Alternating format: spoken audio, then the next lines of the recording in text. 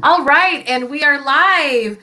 Thank you all so much for joining us today for Mel's Book Chat. My name is Melody McAllister. I'm coming live from Alaska, and today my special guest is educator author Dennis Mathew, coming into you live from Oklahoma City, Oklahoma.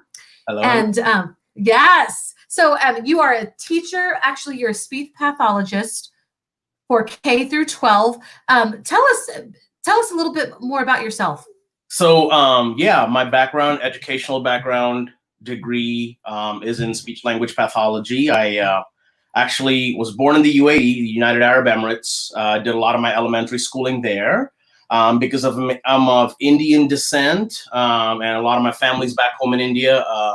As a family, we decided, okay, for a change, doing some of my middle schooling and high schooling in India would be neat. So, went to India, did some my middle schooling, all of my high schooling in South India, and then came to the U.S. in 2000 for my college education. Came to Oklahoma City, went to the University of Central Oklahoma, got my bachelor's and master's, which is about 7 years of education, and then got into elementary education as a speech pathologist and worked in Mustang, Oklahoma for about 7 years. Met my wife, moved to the Boston area, worked there for about 4 years, and after we had our daughter, we're back here in Oklahoma City again in the Mustang area. So yeah, all 12 years in speech pathology, working with elementary school kiddos, pre-K through 5. Communication, helping children find their voice has been very important to me. And I think that kind of channeled me into being a children's author as well, which was just a dream of mine that I had way back in the day. And I just didn't really take a hold of it till life circumstances kind of, forced me to, acknowledge this journey that I had to go on. So. Oh wow, that's so funny because before we went live, you and I were talking about different things, and we're finding a lot of things in common. And I didn't realize that you had done your schooling in Oklahoma. I did mine also in southeastern Oklahoma. So, cool. I'm sure I visited Mustang. I lived a lot in Oklahoma and Texas in my college years in the early 2000s also. So that is so cool that we have. No, I do have family that moved to Texas because I lived mostly in Texas, but and so I do have family in that area, and we just left the Garland, the DFW area last year. Yeah. Cool. Yeah. But that is so cool. All these different connections. And that's kind of something that I love about this chat is just learning about people, finding that we have so many connections that we don't even realize, and just being a part of the writing and education community. So that's so cool that you, yes. And anyway, you already kind of started talking about this, but tell us a little bit more about what inspires you to write. You've talked about your experience with children. What else? So, a lot of times when I do author visits, and I was doing some math on this the other day, I think I've now presented Bello the Cello to some 30,000 students in the last 7-8 months. Maybe more. I've lost track, but everywhere I traveled, I've been very fortunate, but a lot of the places where I travel, kiddos, one of the first questions that they ask me is, what inspires you to write, Mr. Mathew? I'm a big proponent on using self-reflection to write. And a lot of that started for me by just through the habit of journaling. So I have a little diary that I keep that I kind of reflect on,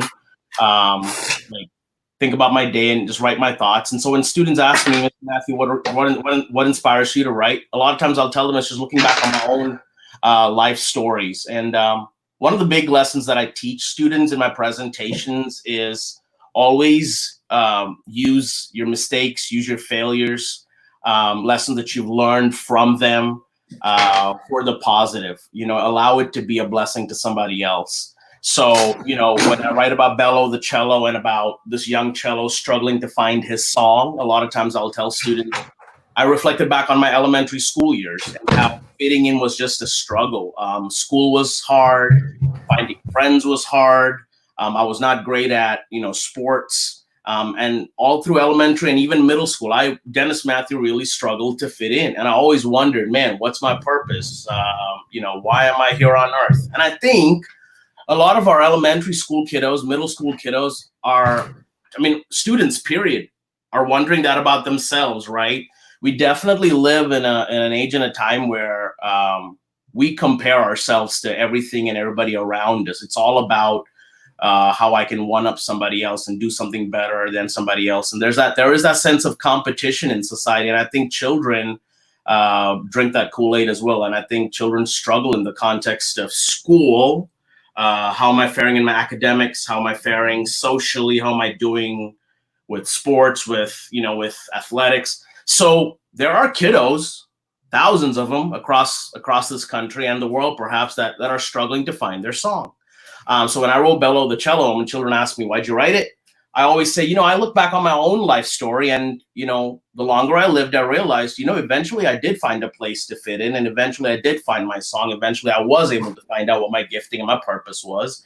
I ended up realizing that I was good at multiple things. So even though it took me a while to figure out, man, is there at least one thing I'm good at? Well, now I'm at a place where I'm good at multiple things, and I'm just enjoying my journey, enjoying my ride. So the encouragement in Bello the Cello to students is, don't give up. Don't give up. Find great people around you to encourage you and to keep you going. And eventually you will find out what your gifts and your talents are. So to answer your question, what inspires me to write? A lot of self-reflection. And I feel like I'm living out my own story, like I'm tapping into past chapters, or there are future chapters to be written that I'm living right now, So always take a lesson or take notes as you're going through experiences. So that's kind of how I find my inspiration to write. Yeah.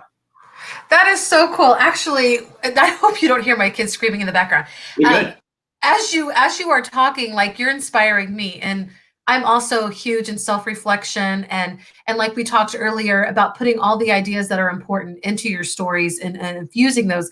And it's like when you're talking, I just feel that light coming out of you. And so that's just a phenomenal thing. And so cool that you have talked with over 30,000 students. And this is like internationally, or here in the US and worldwide. So Bello the Cello in the last year and a half has sold about 6,000 copies for an independent publisher. I think that's a big deal, because yes, I know the amount of work I put into it. And what motivates me, children ask me, Mr. Mathew, what keeps you going? And it's seeing those faces in an assembly that get it when they hear Bello's story, when they hear about my wild first day of school, and how when they feel celebrated through my books, I can see like light switches going on. It's those moments that just keep me hustling, right? Whether that's doing 50 phone calls a week or doing these live interviews, multiple calls like this. I mean, you're probably my 7th or 8th face-to-face conversation this week. So what keeps me going is the child at the end of these conversations that will receive the message of this conversation, or that will receive the message of my book. That's what keeps me going. But yes, the 30,000 is just in-person presentations that I've made here in the US. If we were to take into account the number of presentations that I've done virtually overseas, things of that nature, we might get close to 40,000. But I've been very fortunate to meet great educators like yourself. Like the other day, I think I put this on Facebook. I was on a virtual call with over 150 kiddos from the UAE. And for them, mostly an Indian virtual gathering. And for them to see another Indian gentleman from the US that's, sitting up at midnight local time here in the US to do this reading to 150 kiddos at 9 a.m. their time, what that means to them, that this guy would, make the time to do that. Their expressions, the lessons that they take away from the conversation, that makes it all worth it. You know what I mean? So yes. So at the end of the day, that's what inspires me to keep going. Yeah. Yes, I love it, and I am honored to be your 7th or 8th, face-to-face interview. I'm honored to have your presence. That is so cool. You've kind of already talked about this, about things that you've learned along the way. And we have both talked about how you like to stay current with classroom, like you are for classroom teachers and you partner with classroom teachers. And I just think that is an excellent and an amazing thing. And can you share a little bit more about that? Yeah. So, again, students will ask me, Mr. Mathew, what's your mission as an author? And it's twofold. I'll answer that question with kind of a two-part response. When children ask me, what's your mission or purpose as an author? I often say I'd like to be known, I'd like to, be known as the classroom teacher's author, as in the author that writes about issues and matters that are current and relevant to the classroom teacher. That's one. And I also find myself writing to the underdog in the classroom, because going through schooling, I always felt like I was the underdog. I always felt like the odds were stacked up against me. So when I write, the classroom teacher is who I'm rooting for, but I'm also rooting for the child in the classroom that feels like, man, the odds are stacked up against me. So I'm writing to encourage that child, right? So what have I learned along the way? I think it's very important for children to see that as an author, as an adult, as a presenter, as an educator, that I am authentic. Because I think children, I don't think in 2020 we can really shelter children from the realities of the real world.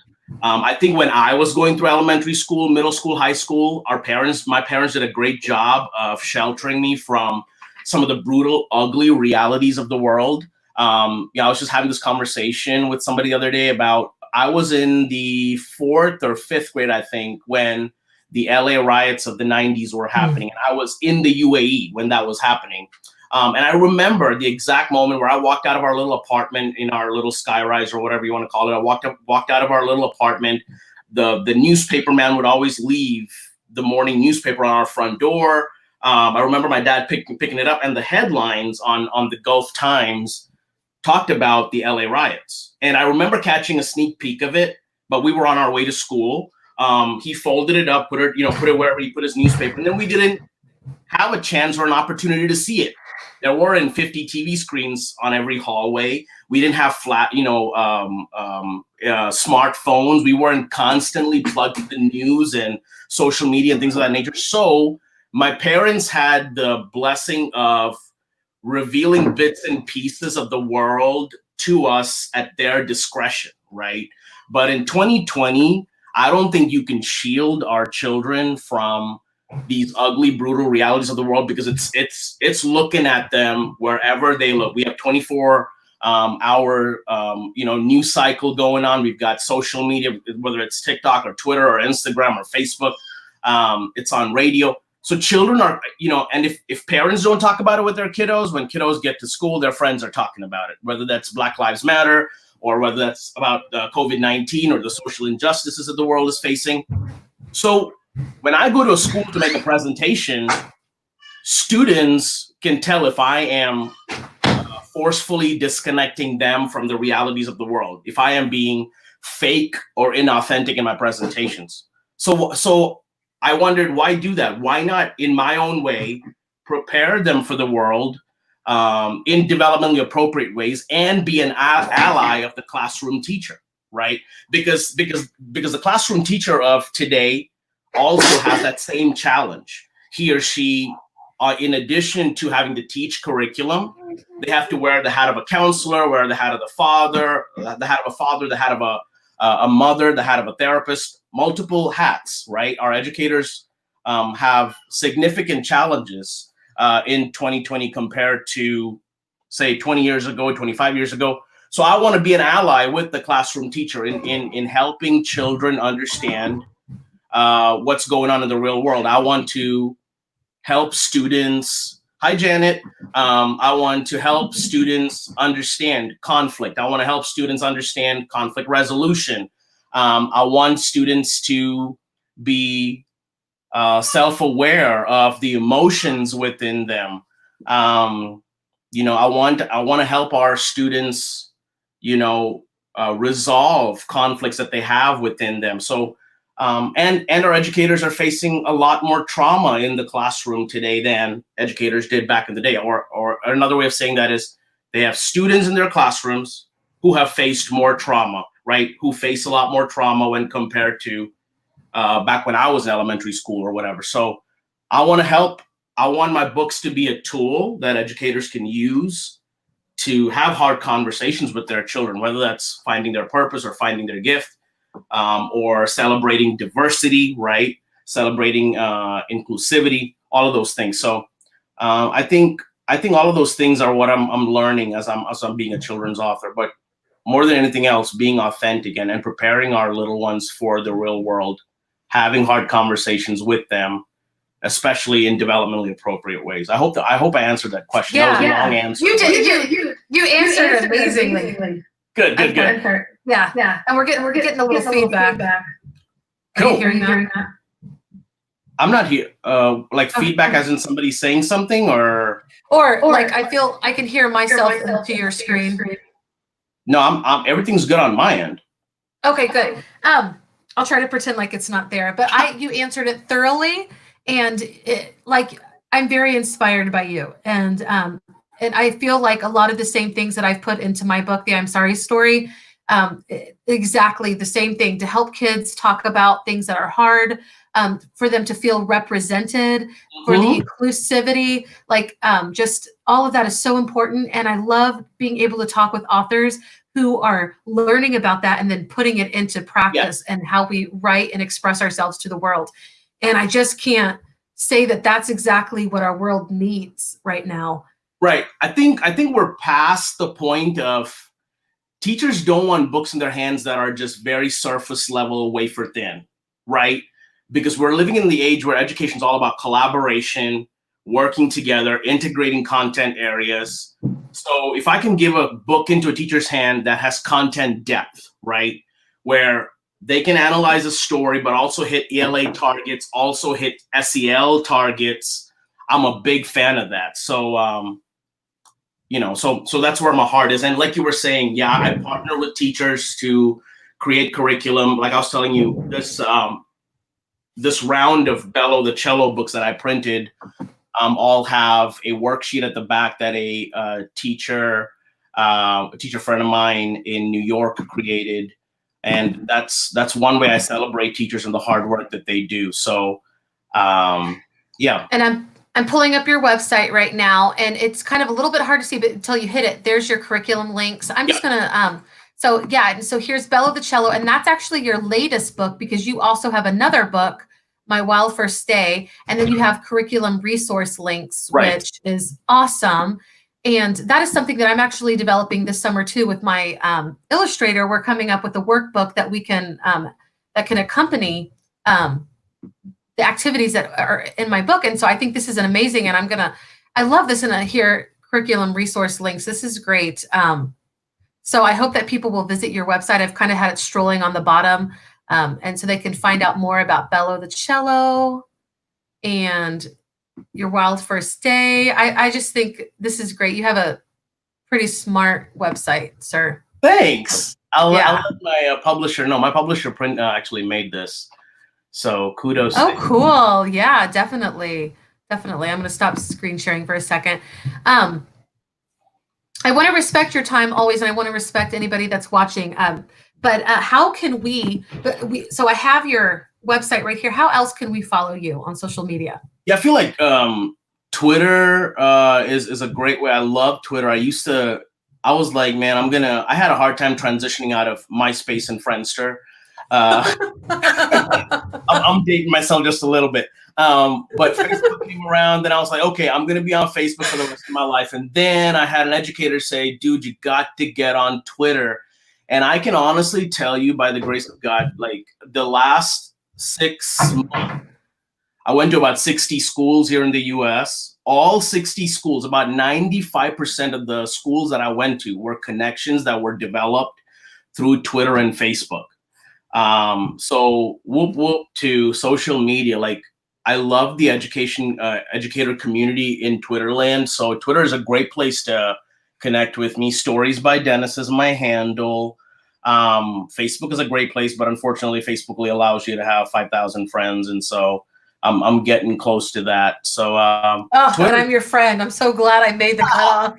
I love that we're connected on Facebook, but yeah, Twitter is a great way. Instagram, on Insta, like they say. Handle is Books by Dennis, and my website is booksbydennis.com. Is a great way to buy books as well. All my books that are bought on my website are actually personalized autographed copies. So by all means, head to Amazon if you need to.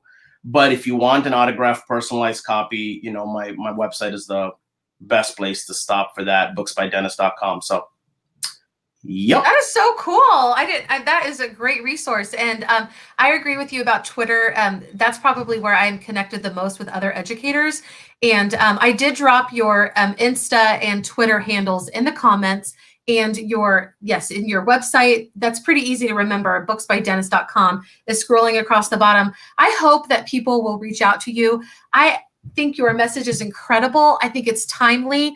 I think there are so many children who would benefit from listening to you talk about your struggles. And like you said, it is a blessing that we had our struggles, whatever they may be, because everybody, that's either watching now or listening later, there are struggles that we all have that are unique to us, but they can definitely help other people. And being able to share that, reflect on it, is something that I absolutely love about being a writer and connecting with other authors too. Yeah, I mean, educators always talk about, we tell our children, we tell our students, learn from your mistakes. And as adults, I think students need to see us living that out. We can either live. Heck, that message is something that adults can learn from. You can either live in regret, or you can turn your failures, mistakes into positives, right? So where they can be a blessing for somebody else. So that's a big mantra for us. I do want to say thank you for letting me be on your platform. I've been wanting to be on here for a while. So when I saw you post the other day saying I'm looking for authors, I was like, pick me. So thank you so much for having me. I really appreciate it. No, it is an honor. There's so much noise. I had to mute my mic. I'm sorry. Like, my life is a zoo. I have a zoo here. No, it is an honor. And I'm so glad that you wanted to be on here. I can't wait to get your books. I can't wait to send you my book and get your feedback and share with my children your stories. I think it's so important that we have developed this community where we can share, and anybody that wants to come on and share about their books and stuff, I want to give them a voice, because it's hard. We're kind of inundated with so many books and so many different messages. So it's kind of hard to get out there, what makes your book special compared to somebody else's. It may not be on the New York Times bestseller, but it's still yours, Mike. It sounds like yours may go there. So I wouldn't be surprised if it did, but you still have an incredible message. And I absolutely love that I can help give anybody a voice to share about their book. So Absolutely. Thank you. It has been an honor. So everybody watching, thank you so much. And I hope that you will reach out, especially if you're an educator and you would like Mr. Dennis Mathew to reach out to your students. Please follow him on Twitter, Instagram, Facebook, wherever you can. Get in touch with him, and let's set it up. Bye, everybody. Bye-bye.